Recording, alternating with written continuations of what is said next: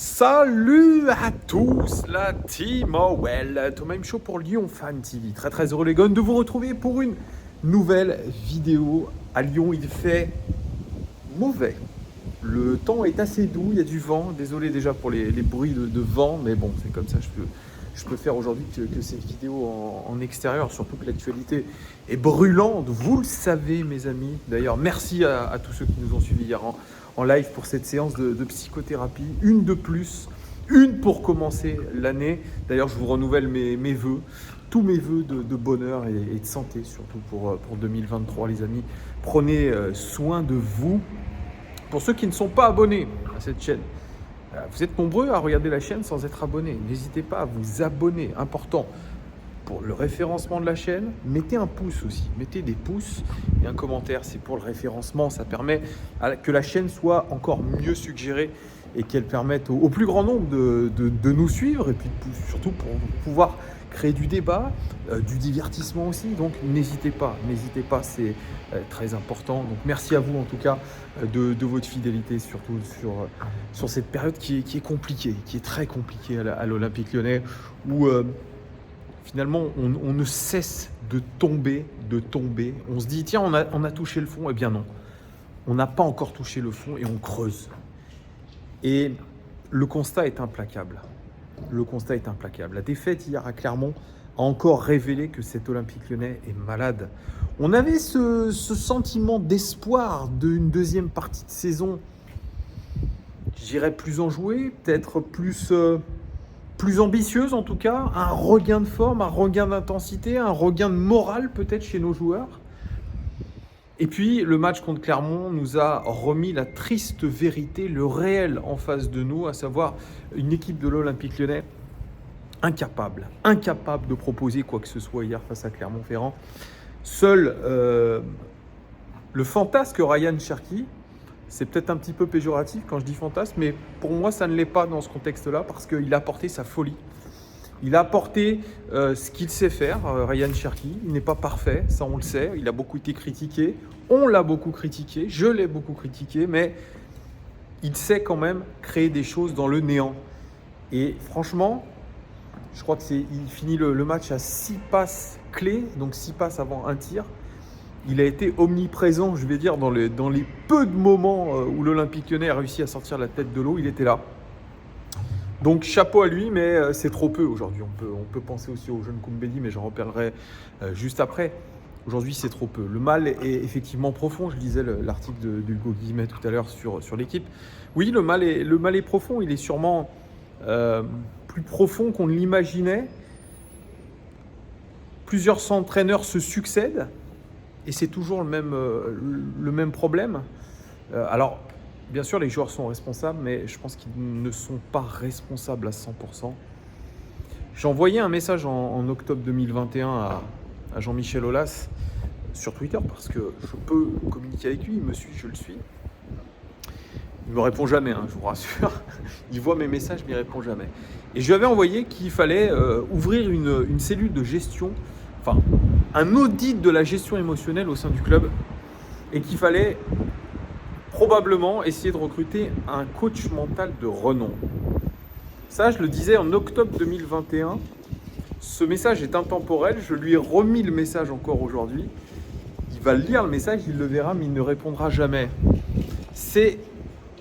Alors, bien sûr, je n'ai pas dit que j'allais changer la face de ce club, mais en tout cas, je pense qu'en tant que supporter, vous aussi, je pense que le club serait bien inspiré, en tout cas, d'écouter un peu ce qu'on a à dire, parce que je pense qu'il y a des idées. Alors, on n'a peut-être pas tous les tenants et tous les aboutissants, mais quand on voit une équipe chaque week-end depuis des saisons, et toujours les mêmes mots, on commence à avoir certaines pistes, et ce coach mental de renom, il est essentiel aujourd'hui, parce que Laurent Blanc l'a dit en conférence de presse. Il a dit « Mes joueurs sont malades mentalement. Il y a un truc mental. » Voilà. Ils sont vidés.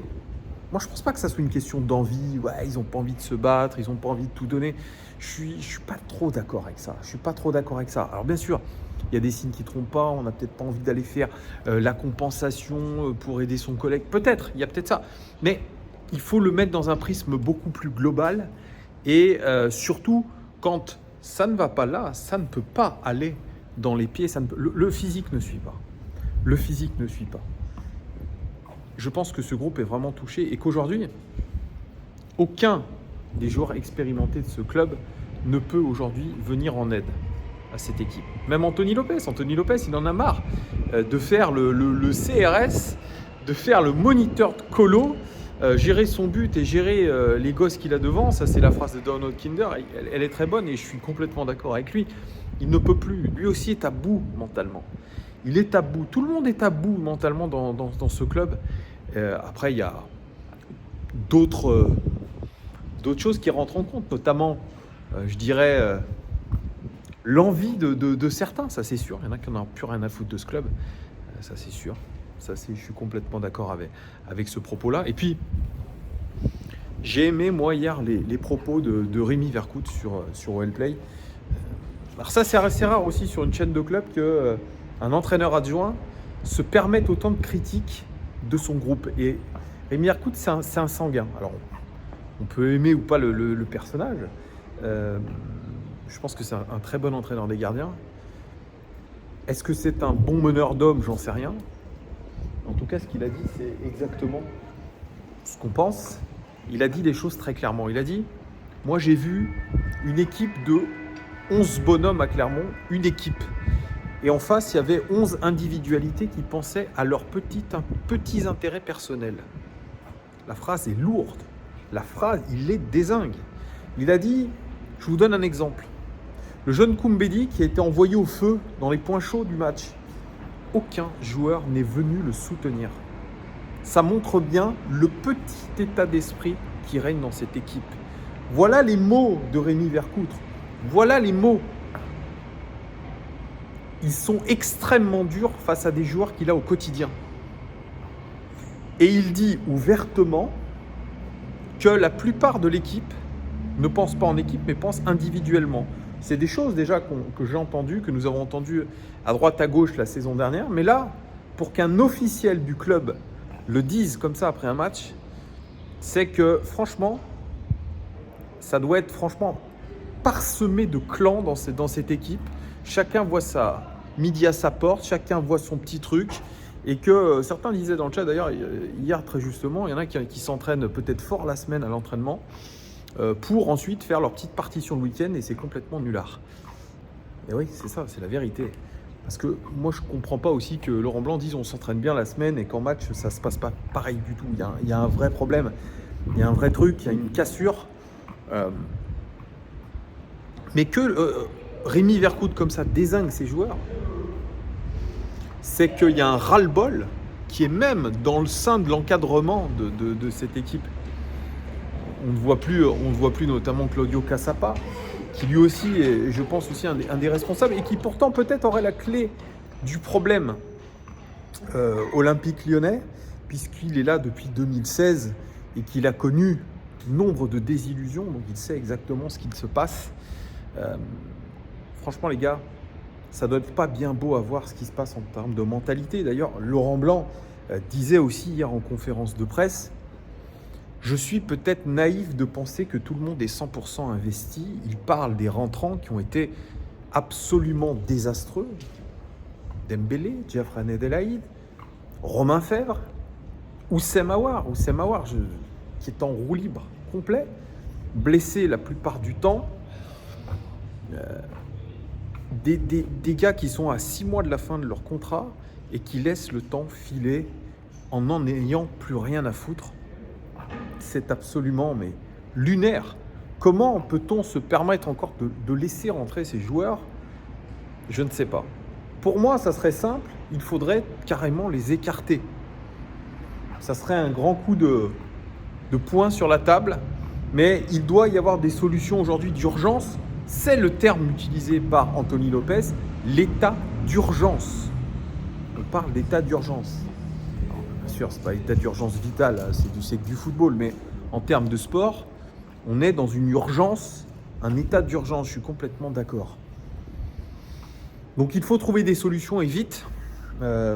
J'imagine qu'il y a dû avoir une petite causerie ce matin dans le vestiaire.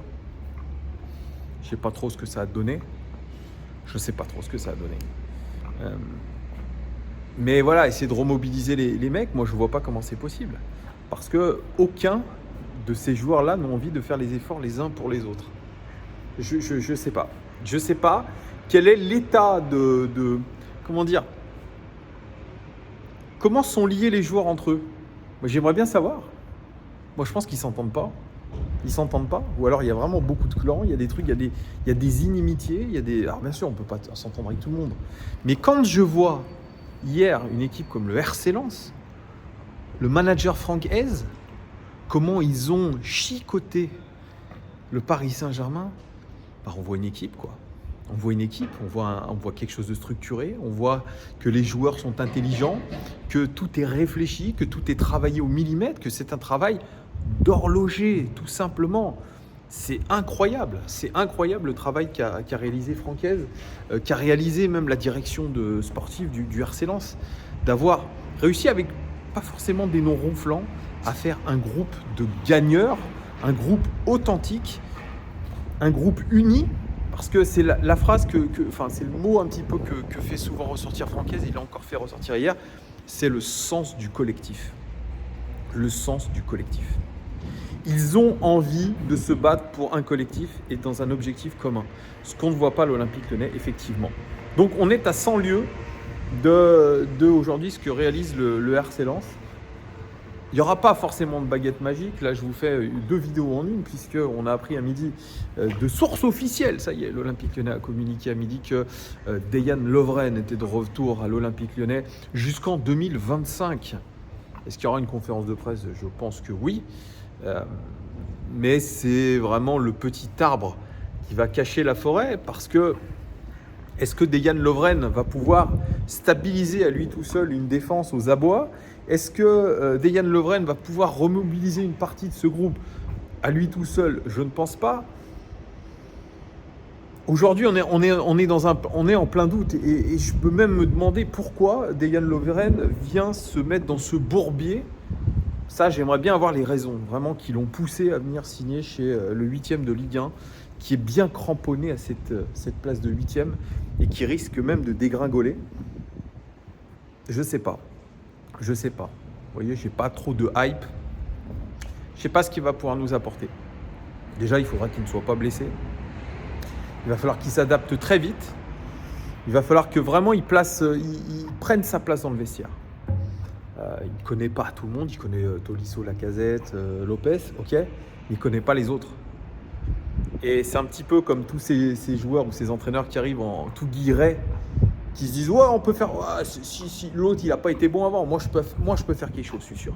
Puis quand ils arrivent, ils se disent ah ouais, ben, là ça va être compliqué. Ben, moi je pense que Dejan Lovren il va vite se retrouver un petit peu le nez dans le caca, et je me demande très sincèrement s'il va arriver à lui trouver une solution à son niveau.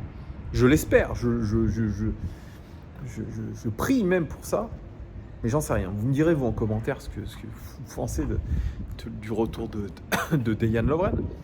On verra, mais la solution, elle est forcément ailleurs. J'écoutais un peu aussi hier l'équipe du soir et Raymond Domenech, qui connaît bien l'Olympique Lyonnais. Hein. Lui, il dit, ça fait depuis Genesio que je dis que le club va ne cesser de descendre. Et il n'a pas forcément tort. Parce qu'il dit, quand tu commences à écouter ce qui se passe dans la tribune, au lieu de garder ce leadership managérial au sein de ton club, eh bien, tu as perdu la donne. Et il dit, ce club va cesser de tomber. Il n'a pas forcément tort non plus. C'est vrai que Genesio, il a été viré après un match de Coupe de France perdu contre Rennes. Jean-Michel Aulas a cédé à la pression d'une partie des supporters. C'est vrai, nous, on a... Même sur cette chaîne, on est un petit peu, on est un média, on est une sorte de groupe lobbyiste un petit peu, parce que nos avis, même à notre petite échelle, peuvent influer. Attention, on peut agir en tant que groupe de pression, ça c'est vrai, mais est-ce qu'aujourd'hui la direction de l'Olympique Lyonnais nous écoute? Je ne suis pas sûr. Elle ne veut pas prendre attache avec les supporters, elle prend ses distances d'ailleurs avec les supporters. des supporters comme nous, hein, je veux dire sur les réseaux sociaux, etc., ceux qui créent du contenu. Parce que les groupes de supporters, on ne les entend pas pour l'instant. Je ne sais pas ce qui va se préparer, quelles seront leurs réactions lors des prochains matchs, mais on a l'impression de groupes de supporters qui sont quand même, pas achetés, mais en tout cas à la solde un petit peu de la direction. Est-ce que ça va durer ou pas? J'en sais rien, mais il faut que quelque chose change durement. Est-ce qu'il faut mener certaines actions, attention non violentes, je le dis, hein, je n'appelle pas à l'insurrection, évidemment, mais je sais pas, peut-être une table ronde, et voilà, faire un audit vraiment assez énorme. Ça pourrait aussi être le boulot de John Textor et sa bande, d'essayer de voir ce qui ne se va pas. On ne peut pas laisser sombrer le club comme ça. John Textor et ses amis qui ont mis des billes dans l'OL, ils veulent du retour sur investissement et ils veulent gagner du pognon. Donc ils ont plutôt intérêt avec l'équipe masculine de l'Olympique Lyonnais remonte et surtout aille en Coupe d'Europe, parce que pour l'instant, c'est une sombre utopie que de penser que l'Olympique Lyonnais va revenir en Coupe d'Europe. Je vous le dis, je ne suis absolument pas positif concernant ça. Voilà. J'attends de voir les prochaines communications. Il y aura sûrement une conférence de presse avec Dejan Lovren. Je la commenterai, j'essaierai de vous faire une vidéo. Un petit débrief de tout ça, voir un petit peu ce qu'on a appris, pas appris. Mais en tout cas, dites-moi vous en commentaire ce que vous pensez de la situation du club, de la signature de Lovren. Dites-moi tout, vraiment. Merci beaucoup de votre fidélité. Très bon début de semaine à vous. Bon retour de vacances pour ceux qui étaient en vacances. Et puis à très vite. Ciao!